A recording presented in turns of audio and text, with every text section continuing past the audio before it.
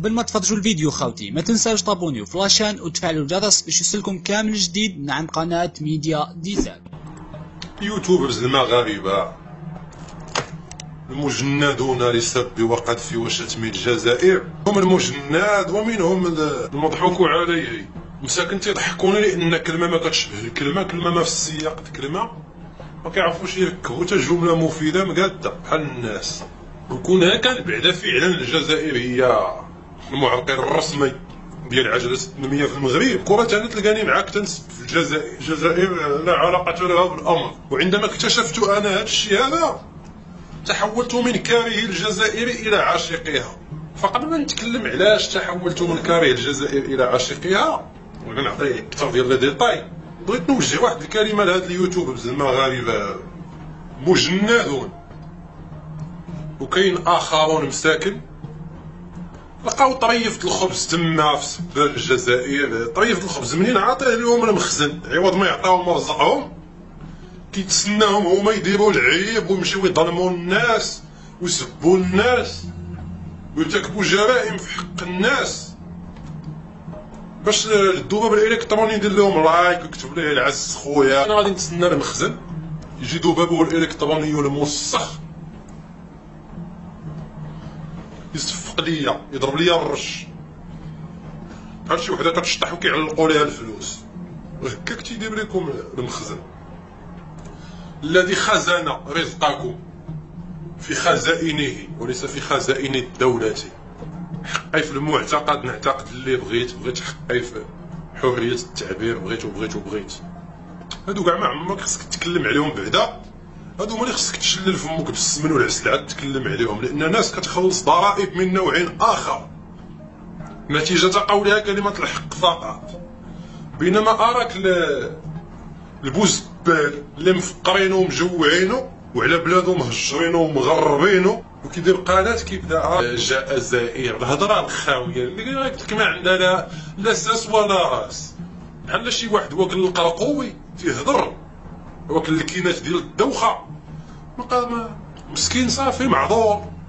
ولكن اللي ما معذورش هو داك اللي تيدي عليه. انت عارف بنادم مرفوع ما هوش هنا تيخربق واش غدير فيه راسك. فقلت لك هاد اليوتيوبرز هادو انا كندعي البعض منهم اللي كان ما عارفش وتسطم ما فيها عيب يخرج ويقول راه ما كنتش عارف وكذا. حتى واحد ما غيحاسب لانني انا عندي تجربه شخصيه هي اللي قلت غادي نتكلم عليها كيف تحولت من كاره وحاقد على الجزائر الى عاشق على الجزائر. ملي كنتكلم عن الجزائر اتكلم عن شعبها العظيم. انا دائما كنت وطني مغربي ولكن الوطنيه عندي كانت في واحد السياق ديال عاش المالي الله الوطن المالي والصحراء مغربيه.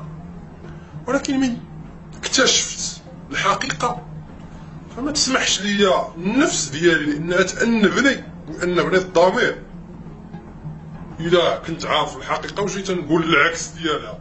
فانا باش نرتاح مع راسي باش من نحط راسي على المخده او الوساده ننعس نرتاح كنقول الحق. والحق هو الحق يعجب الناس ولا ما يعجبهمش كيبقى الحق. لان الا مشينا امام المحاكم والعدالات راه الحق غينتصر اكيد. كنت اعتقد فعلا ان الجزائر هي التي تعرقل التنميه في المغرب هي واسبانيا. وكنت كنقول الا بعدت منا هاد الجزائر هذه هي واسبانيا المغرب غيكون بخير وبألف خير. لان ما كنتش عارف المشكل الحقيقي. وهموني في التعليم وهموني في الجرائد وهموني في التلفاز وهموني في الاذاعه يعني الراديو الحديث مع شخصيات في المغرب يعني اللي انت تبغي تانس دير منها استاذ ديالك ولا شي حاجه الا من رحم ربي من الاساتذه اللي وان كاع ما كيبغيوش يقولوا ما خصهم يقولوا خوفا من ان العواقب البركاكه موجودين. هذا هو الوحيد اللي كان كيقول لهم انا الدين والسياسه ما تهضرش معايا فيهم. الدين والسياسه ما تهضرش معايا فيهم كيقول لهم لان المغربي ما مسكين ما صافي ما غير مؤهل باش يهضر في الدين وفي السياسه. واخا يكون عندهم 7 ديال الدكتورات تهضر معاه في الدين وفي السياسه يتفرفر يحماق صافي كتمشي له لا ريزون.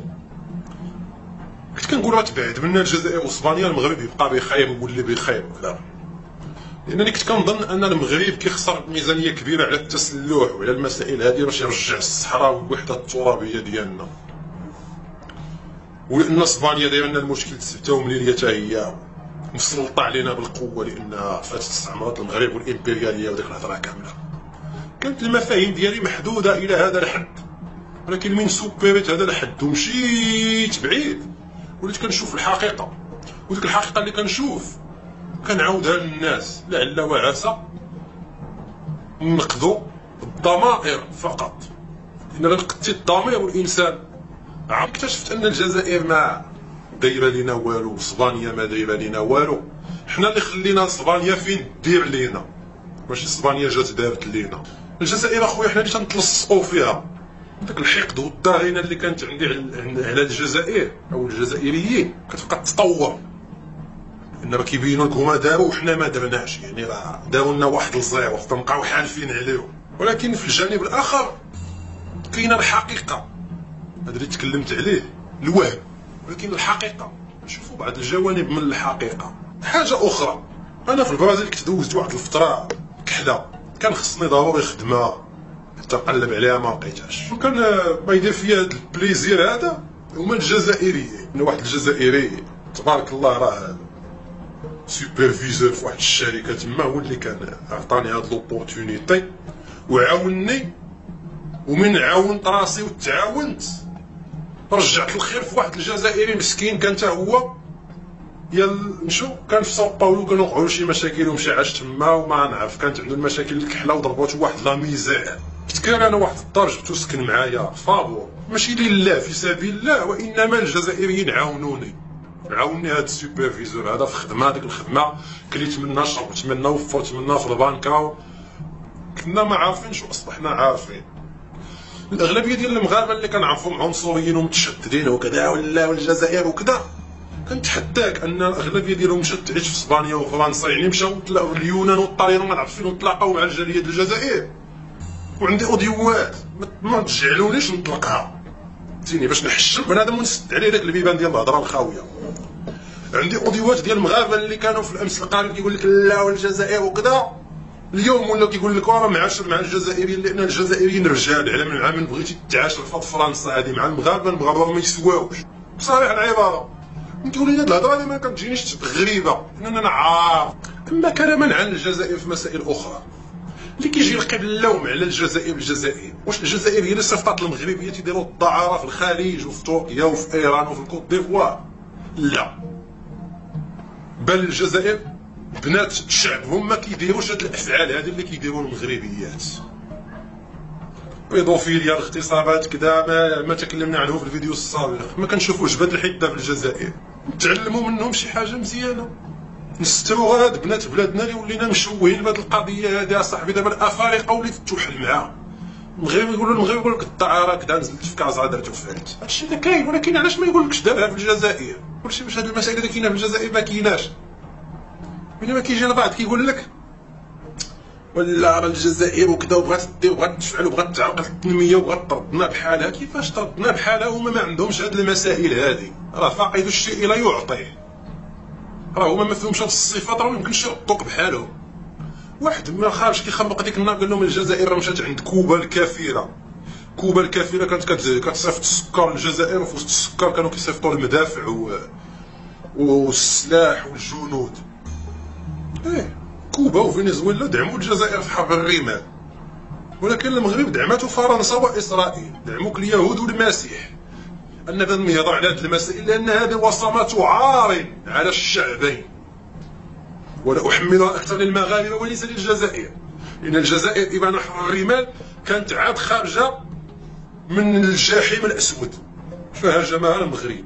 هي وصمه عار علينا وعليهم، ولكن العار يميل الينا اكثر منه. واش في 2010 لهنا انا عاقل والمغرب باقي كيأجج في الشعب المغربي ضد الجزائر؟ حشومه، عيب وعار.